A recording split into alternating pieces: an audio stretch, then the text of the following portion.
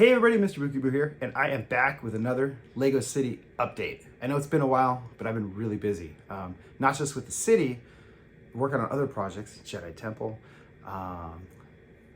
building LEGO sets, all that fun stuff. But I just wrapped up the SoCal Brick Tour 22. This was the first time I've ever planned an event. My co-host Heather's Bricks and I planned out this event. We hit up a whole bunch of LEGO stores in Southern California, managed to get to 7 of them. We went to Legoland, and most importantly, we made a whole bunch of wonderful friendships.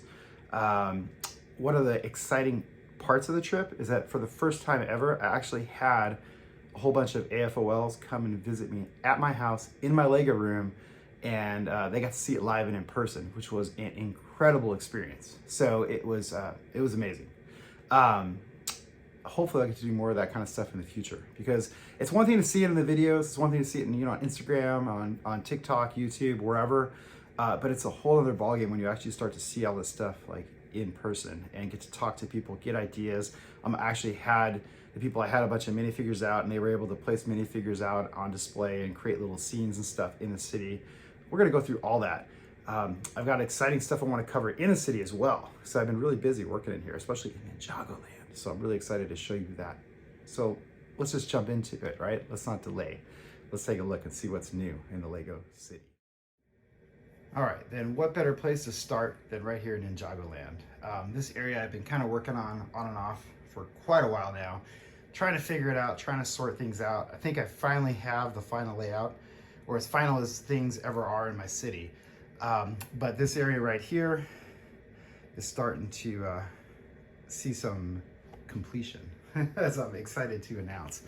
I still have to install light kits, so I have light kits on the Ninjago City. I'm going to be doing the docks really soon, and then the gardens beyond that. But the really exciting thing is, as we go further back into this area, you can see I have the Monkey Kid City of Lanterns incorporated back into the city. Really excited about that. And if you look further to the right, you'll see that I have the Temple of the Ultimate Weapon. And if you go far enough back into the histories of MrBookieboo's city design, you'll actually see something that I actually salvaged from my old home, my old layout. This is probably like, gosh, 3 or 4 layouts ago. This is actually a gate for the trains to run through. Initially, I had an idea of like the trains entering in an Ninjago area and having just a siding for it to stop at. Don't really have any sidings in this area anymore, as you can see, but the train does go right through what constitutes the new Ninjago area. And so I thought, hey, I might as well reuse that big, beautiful door that I had built. It fits perfectly with this whole area, and it kind of works. I don't know, I'm happy with how that kind of turned out. The other exciting part is the upper half of the Ninjago City. Yes, upper half. So I completed this platform here, and you can see it just beyond the City of Lanterns. And this is actually really exciting. We'll get a better look at it on the flip side over here in just a moment. But it's really exciting because I've just freed up space for 2 more modulars. So I can add the Sanctum Sanctorum. I can add next year's modular, and then we're back out of space. But that's okay. That gives me a whole nother year of time to work in this area, or to figure out the layout and kind of move things around, modify things. Right now, I'm actually thinking of actually moving the hotel over to this corner right here, because if you think about it, that hotel modular, it's really like a 3-sided modular. We have flat face modulars like Fire Brigade, we have corners like the Brick Bank, and then we have this interesting hotel. It's really can be presented on 3 sides, when you look at it, because it has this side right here, and then this kind of angle bit, and then that area over there. I'm thinking actually of putting it right where that pagoda is, and where the juice stand is right now, because I think it'll work. And it'll give me a nice like boulevard kind of setting, where I can get some good photography shooting down from this side of the street, looking down the city with modulars on both sides there. So I think that's going to work. So I'm excited for that. I'm also excited for this area, which I'm kind of prototyping. So I have it's kind of like about 16 wide, maybe not quite, but I have this little area here. I love, this is the new Creator 3-in-1, the Noodle Shop. Fantastic set, good price point if you can find it at Costco, or sometimes you find it on sale like Amazon or something like that. This is a really great set, especially if you have a smaller city, you're just kind of starting off and you don't want to invest in the more expensive modulars, or you have the current modulars, you don't want to invest in some of the out of print ones, but you're looking for something that can fill in these work really well, these 3-in-1s. I'm a big fan of them. They have great part selections. You can easily change them up, modify them. This is modified from the official version. I just kind of add a little more detail to the side here. And then also you're gonna see some old familiar buildings from my old layout as well. These are kind of placeholders. I don't know if they're gonna stay here, but this is I think it's last year's Creator 3-in-1. This is the larger coffee house 3-in-1. That's a custom mock. That was originally Dareth's Dojo before we got the official one in the docks. And then on the end there, I just have, that's a Lego store. That's actually from an official set that I bricked up and built out. That was several years back. That was one of those larger, kind of like town center sets that came out. I had some great parts, great accessories, vehicles, all that good stuff.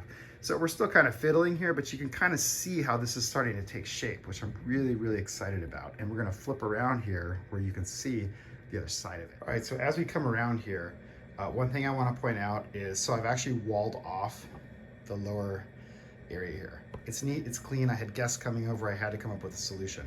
There's boxes, you know, assorted unbuilt sets, parts, you name it, it's under here. So I really needed to shore this up and to make it presentable. Quick and easy fix was to get, this is actually that presentation trifold cardboard you would use for like a science fair project at school or something like that. That's what this is. You cut it down to fit, super easy. It tucks right underneath the ledge here. Easy to remove, pops right out, and you can get access to what you need. It really gives you that neat, clean, finished appearance for a very low cost point, which is awesome. The other thing you're going to see here is this building. So this was actually one of the Chinese New Year sets from several years back. I love the design. Wasn't fond of the official design though, because it didn't really fit anywhere in the city. So what I did is I just kind of modified it, made it my own, made it 2-story, added a little dock in front, added a few extra details here and there, and that you can see is the end result, which I think fits nicely instead of just having like the boring retaining wall, which you do see beyond there. It just gives a little bit of added interest to this area. It just gives you a little bit more to look at as you come around this side of the layout. You can also see the structural support underneath the new platform. So this one's brick built.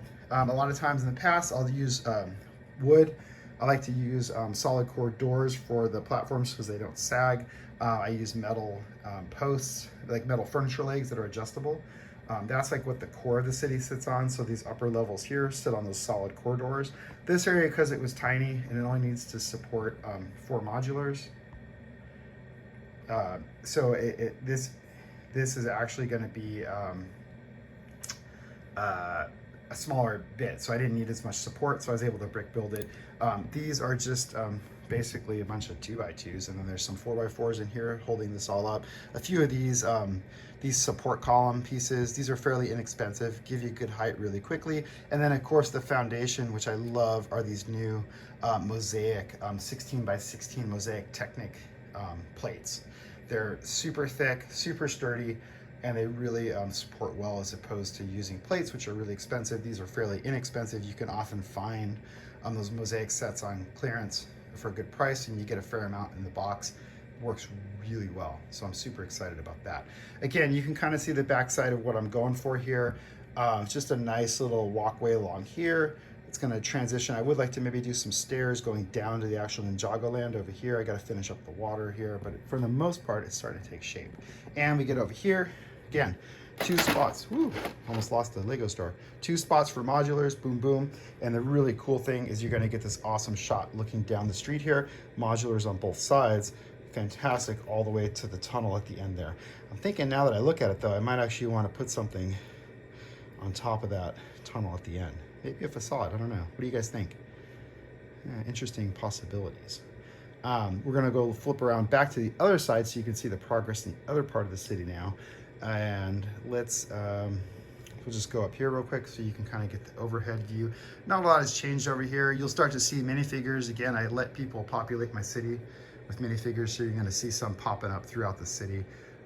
They did a really good job, my friends that came over, adding cute little scenes and stuff and making it fun. So here we are back to the main part of the city. Again, not a whole lot's changed, except when you pan up here, we've got a new gigantic mountain. In fact, it's so big, I actually have to lift my Lego sign up and raise it up higher.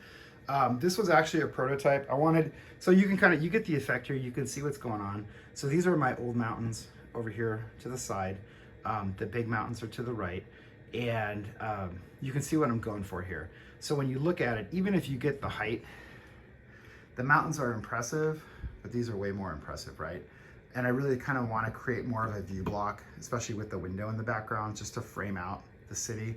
A lot of the work that I do, if you guys have been following me for a while, you'll know that I'm really big on composition and trying to like make things look as, I say realistic because it's a toy, right? But you know what I mean. Just kind of framing it up and making it look finished, and making it so that like real life things don't obstruct or hinder like the view as you might see it. And so my goal is to kind of make these mountains just a little bit taller. As I said, this was a prototype here.